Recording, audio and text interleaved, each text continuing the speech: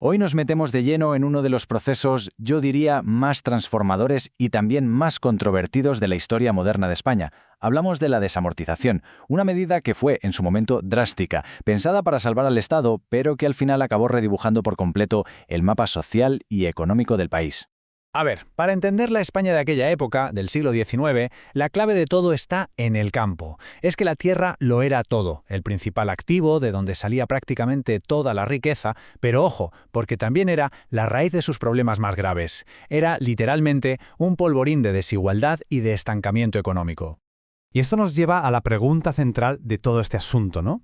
¿Qué ocurre cuando un gobierno, para intentar salir de una crisis de deuda, decide vender el propio país? O sea, poner en venta la base misma de la sociedad. Bueno, pues el resultado fue una sacudida tremenda, un terremoto social cuyas réplicas se han sentido durante más de un siglo. Vale. Para poder entender por qué se llegó a esta solución tan radical, primero tenemos que ver bien la magnitud del problema. Porque la crisis a la que se enfrentaba España en ese momento tenía unas raíces muy profundas. Imaginemos que la agricultura es el motor de la economía. Pues bien, ese motor estaba totalmente gripado. La mayor parte de la tierra, fíjate, estaba en manos de muy poca gente, que además no tenía ningún incentivo para modernizarla. El resultado, cosechas malísimas, una producción bajísima, y mientras tanto un gobierno súper inestable, incapaz de hacer nada. Era al final un círculo vicioso, pobreza que lleva a estancamiento y estancamiento que genera más pobreza. Y por si todo esto fuera poco, encima, la hacienda pública, las arcas del Estado, estaban en bancarrota. La deuda pública era simplemente asfixiante. El Estado necesitaba dinero, liquidez, ya, de forma desesperada. Y esa necesidad, esa urgencia, fue el verdadero catalizador de todo lo que pasó después. Claro, ante una situación tan límite, el gobierno liberal de la época se sacó de la manga un plan radicalísimo. Una idea que sobre el papel prometía ser la solución a todo. No solo iba a llenar las arcas del Estado, sino que también iba a modernizar el país de un solo plumazo. Y aquí entra el concepto clave, la desamortización. La palabra suena un poco técnica, ¿verdad? Pero la idea en el fondo es muy sencilla.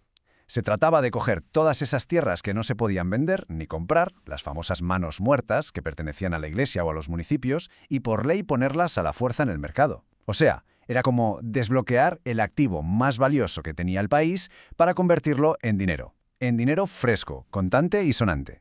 El mecanismo era bastante directo, en 3 pasos. Primero, el Estado expropiaba esas tierras. Segundo, las declaraba propiedad de la nación, activos del Estado. Y tercero y último, las sacaba a subasta pública para que cualquiera con dinero pudiera comprarlas. Un proceso, como se ve, muy claro, muy directo y con unas consecuencias que iban a ser masivas. Pero bueno, este proceso no pasó de la noche a la mañana.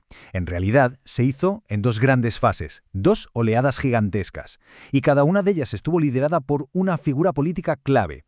2 hombres que pasarían a la historia precisamente por las leyes que llevaron su nombre. El primer acto, el primer gran asalto, por así decirlo, lo protagoniza Juan Álvarez de Mendizábal, en 1836. Su objetivo era clarísimo, no se anduvo con rodeos. Fue a por las vastas, las enormes propiedades que la Iglesia Católica había ido acumulando durante siglos. Pero cuidado, porque Mendizábal no solo buscaba dinero, que sí, que lo necesitaba, y mucho, hacía falta para pagar la deuda y sobre todo para financiar la guerra contra los carlistas. Pero es que había también un objetivo político de fondo, que era crucial. Quería crear una nueva clase social de burgueses con tierras. Gente que al comprarle esas propiedades al Estado liberal se convertirían, por pura lógica, en sus mayores y más fieles apoyos. Y casi 20 años más tarde, en 1855, llega el segundo acto, y este fue todavía más ambicioso. Su protagonista, Pascual Madoz.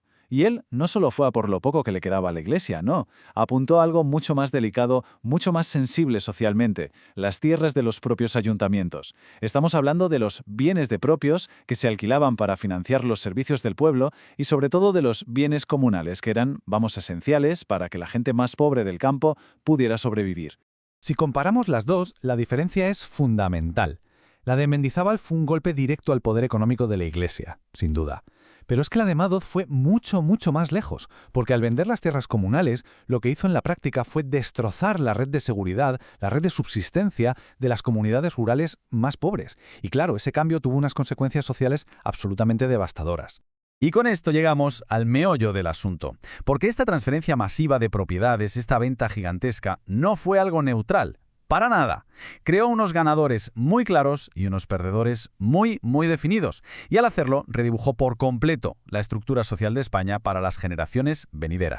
El resultado fue básicamente una nueva fractura social. Por un lado, los ganadores. ¿Quiénes? Pues los que tenían dinero para ir a las subastas. La burguesía urbana, la vieja nobleza, altos funcionarios del Estado. Ellos se quedaron con las mejores tierras. Y por el otro lado, los perdedores. La Iglesia, por supuesto, que perdió su poder económico, pero sobre todo, el gran perdedor fue el campesinado, que vio cómo le quitaban su único medio para subsistir. Pero ¿cómo pasó esto exactamente? A ver, pongámonos en situación. Los campesinos más pobres dependían de esas tierras comunales para cosas básicas, para que sus animales pudieran pastar, para recoger leña. De repente, esas tierras desaparecen, se venden.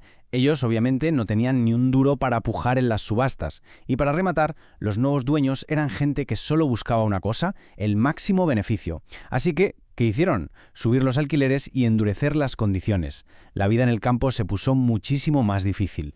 De hecho, si miramos las fuentes de la época, todas coinciden en lo mismo. El resultado fue, y cito textualmente, un empeoramiento de la situación del campesinado. No hay discusión.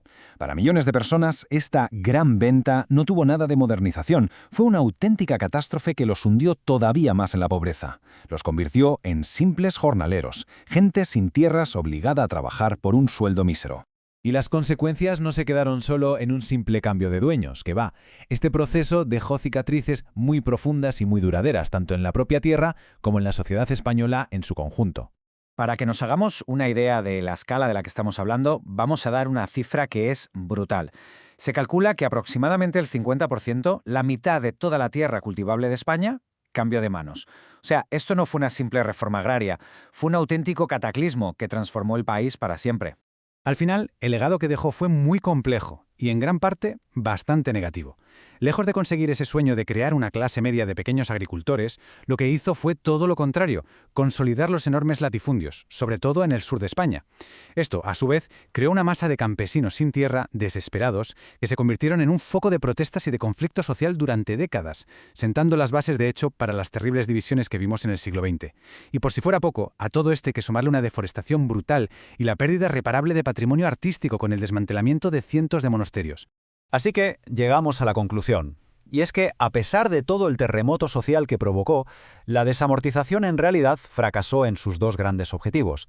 Primero, no creó esa clase de agricultores modernos y productivos que se pretendía, y segundo, a la larga, ni siquiera solucionó el problema de la deuda. Y esto es interesante, en parte porque muchas tierras no se pagaron con dinero fresco, sino con títulos de deuda del propio Estado, así que el efecto real en las arcas públicas fue mucho menor de lo que se esperaba. Todo esto nos deja con una reflexión final, una pregunta que va más allá de la propia historia de España. ¿Cómo puede ser que a veces los intentos desesperados por solucionar una crisis en el presente acaben sembrando las semillas de las peores desigualdades y de los conflictos del futuro? Es una lección de historia que desde luego tiene una relevancia que llega hasta nuestros días.